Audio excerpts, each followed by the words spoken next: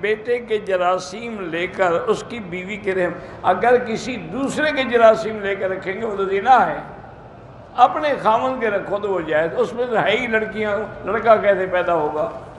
یہ جو لڑکا یا لڑکی ہوتی ہے نا، یہ مرد کی وجہ سے ہوتا ہے، عورت کی وجہ سے نہیں ہوتی، یہ جاہل لوگ ہیں، اور لڑکی ہر ویلے پیدا کرتی ہے، اگلے دفعہ تم نے لڑکی پیدا کی تو ہم تمہیں نکال دیں گے، اس کا قصور کیا ہے؟ وہ تو زمین ہے، بیج تو تم ڈالتے ہو، تم لڑکی کا بیج ڈالو گے تو لڑکی ہی نکلے گی، اس بیچاری کا کیا قصور ہے؟ عورت عمرے کے لیے داماد بھانجے کے ساتھ جا سکتی ہے، قبروں پر جو پتے رکھتے ہیں یا کھجور بالکل ناجائز ہے۔ طلاق کے بارے میں شک ہو، الفاظ ادا کیے، خاوند بیوی سے کہا اگر تم نے فلاں کام تمہیں طلاق دے دوں گا، تو وہ دے دوں گا سے نہیں ہوتی،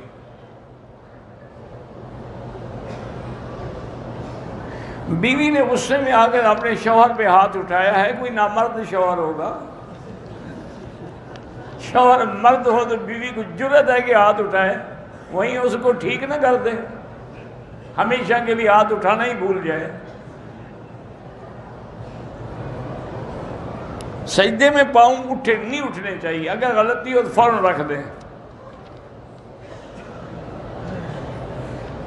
میری بہن کی شادی ہو رہی ہے، کچھ مقتدی میری مدد کرنا چاہتے، ٹھیک ہے، جائز ہے، اس کو واپس کر، جب وہ ہدیہ دے رہے ہیں آپ کو، واپس کرنے کا کیا مطلب ہے؟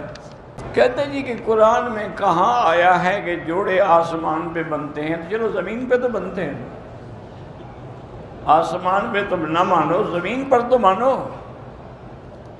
اللہ کے بندی بات کو سمجھا کریں، ہم ابھی پیدا بھی نہیں ہوئے اور اللہ نے لکھ دیا، اس لیے علماء کہتے ہیں بھی جوڑے تو آسمانوں سے بنتے ہیں، فیصلہ تو اللہ کر چکے ہیں۔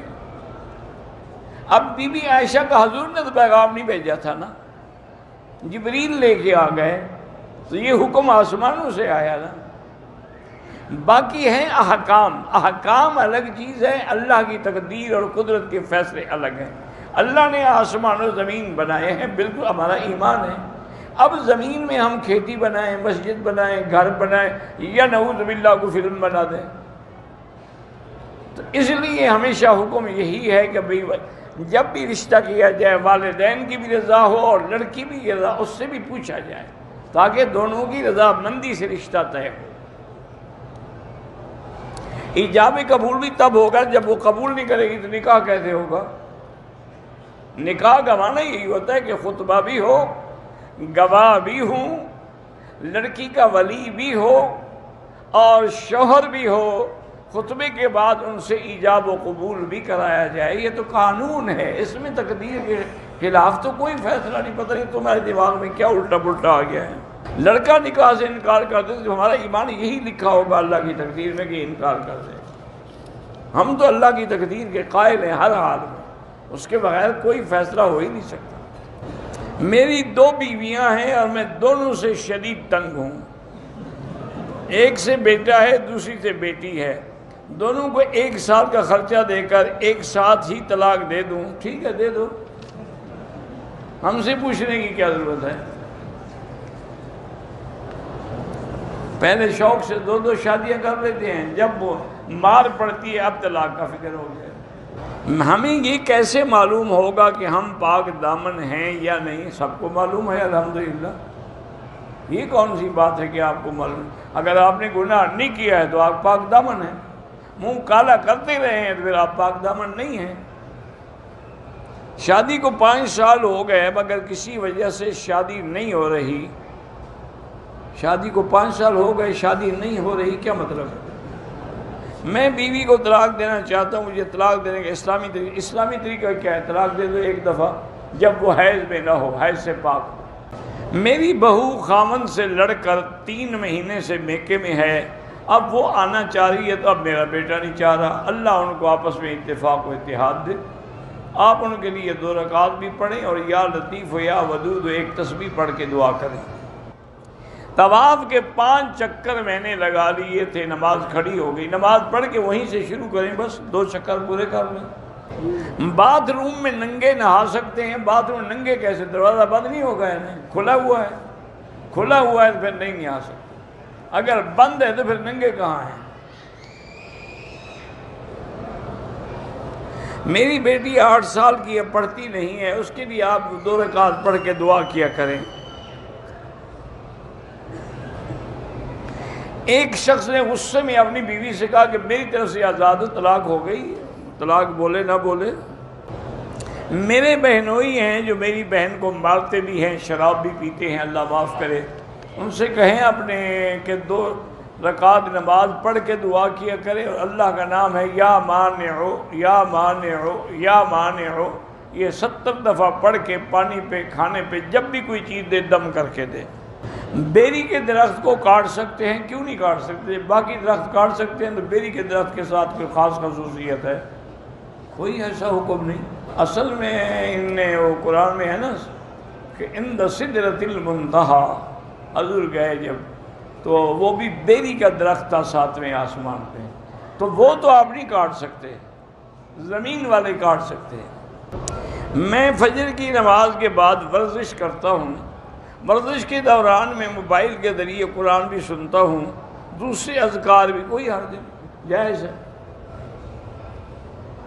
اچھی بات ہے کہ تم بجائے گانے سننے کے قرآن سنتے رہتے ہو، ورنہ یورپ میں تو یہ ہوتا ہے نا، لڑکیاں ہوں یا لڑکے، جب انہیں جاگنگ کرنی ہو نا جی، تو وہ ٹیلی فون پہ مائیکل جیکسن کے گانے لگاتے ہیں، کہتے ہیں پھر ہم تیز دوڑتی ہیں۔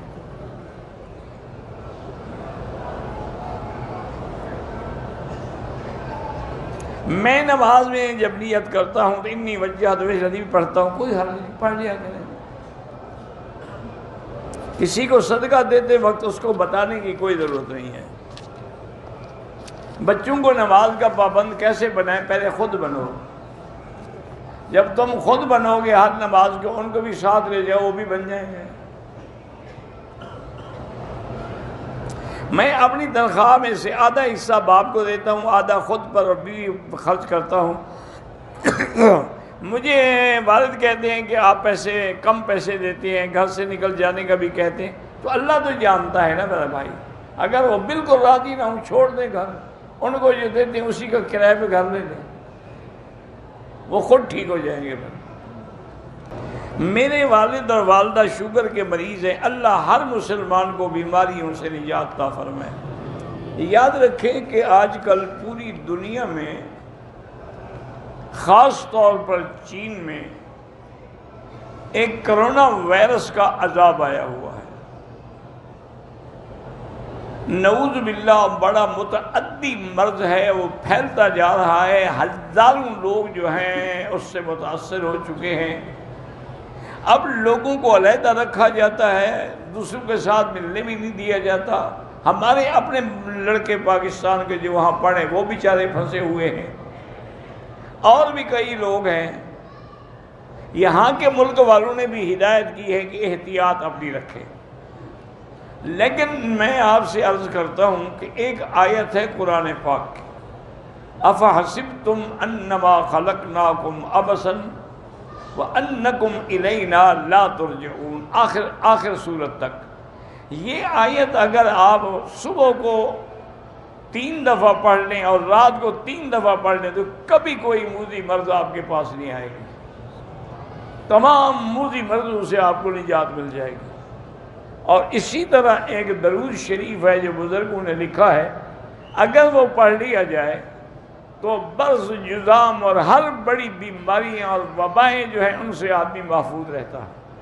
اللہم صلی وسلم وبارک علی روح سیدنا محمد فی الارواح، وصلی علی قلب سیدنا محمد فی القلوب، وصلی علی جسد محمد فی الاجساد، وصلی علی قبر محمد فی القبور۔ یہ درود شریف 4 دفعہ پڑھ کے گھر والے خود بھی، مرد عورتیں سب پڑھ لیں تو انشاءاللہ کوئی وبائی اور کوئی ایسی موذی بیماری ان کو نہیں لگے گی۔ مقدس مقامات کی جو زیارات کی جاتی ہیں یہ کوئی حکم نہیں ہے، لیکن تاریخی چیز پر ان چیزوں کا دیکھنا منع بھی نہیں ہے۔ اگر نیت ہم نے کر لی، نماز میں کھڑے ہو گئے، اگلی سب میں جگہ اب تو جا سکتے ہیں آپ آگے۔